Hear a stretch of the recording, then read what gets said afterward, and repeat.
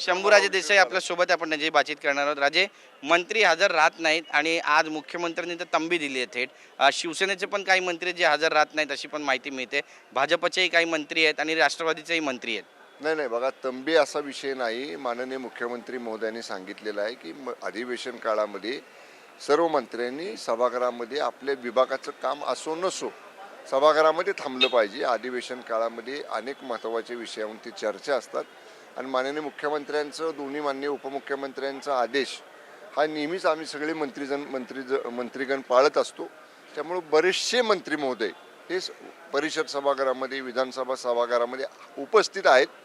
त्यामुळं निश्चितच मुख्यमंत्री महोदयांच्या आदेशाचं पालन आम्ही सगळे मंत्री करत आहोत. सांगली साताऱ्यामध्ये सगळं काय आलबेल आहे का? कारण शिवेंद्रराजे भोसले यांचं स्टेटमेंट आहे, ते म्हणतात की प्रत्येक मताचा आम्ही हिशोब घेऊ, आम्ही पण काही कमी नाही आहे. जरूर घ्या म्हणावं. जर अशी काही पद्धत असेल गुप्त मतदान मोजण्याची, म्हणजे कुठलं मतदान कोणाला पडले, पण मतदान झाल्यानंतर हे बोलण्यापेक्षा मतदान व्हायच्या आधी जर बोलले असते, मतदान व्हायच्या आधी कोण काय बोलत होतं हे सगळं आमच्याकडे आहे.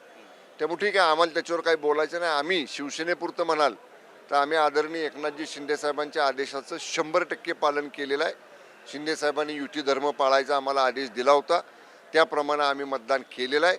आता आम्हाला हे अपेक्षित होतंच की निवडणुका झाल्यानंतर, निकाल लागल्यानंतर वेगळं काहीतरी वक्तव्य येणार. मी अजून ऐकलेलं नाही. तुम्ही म्हटलाय तिने असं वक्तव्य केलं, पण मी स्वतः ऐकलेलं नाही. पण मी माझ्या कार्यालयाला सांगेन, काय जर अशी काही क्लिप असेल तर ती मला पाठवा, ती जरूर मी पाहीन आणि ती क्लिप मी नक्कीच आमच्या नेत्यांना, शिंदेसाहेबांना तर दाखवेनच, पण माननीय मुख्यमंत्री देवेंद्रजी फडणवीस साहेबांना सुद्धा दाखवेन की मतदानाच्या आधी कोण काय बोलत होतं आणि आता मतदान झाल्यानंतर काय बोलायला लागलेत. जरूर आम्ही सुद्धा या सगळ्या गोष्टीचा भविष्यात विचार करू. पण ही कटुता का आली महायुतीमध्ये सातारा सांगली? सांगावं ना, आमच्याकडनं काय वक्तव्य आलंय का? शिवसेनेकडनं काय वक्तव्य आलंय का?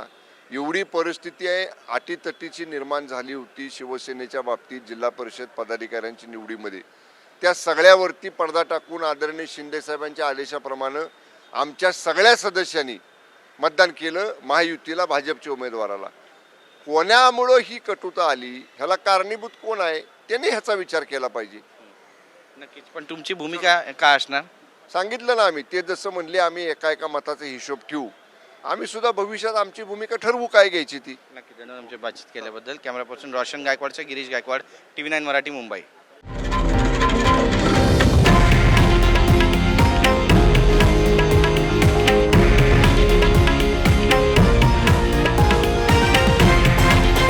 हे आहे देशातील नंबर 1 न्यूज नेटवर्क आणि आपण पाहत आहात TV9 मराठी, एकमेव.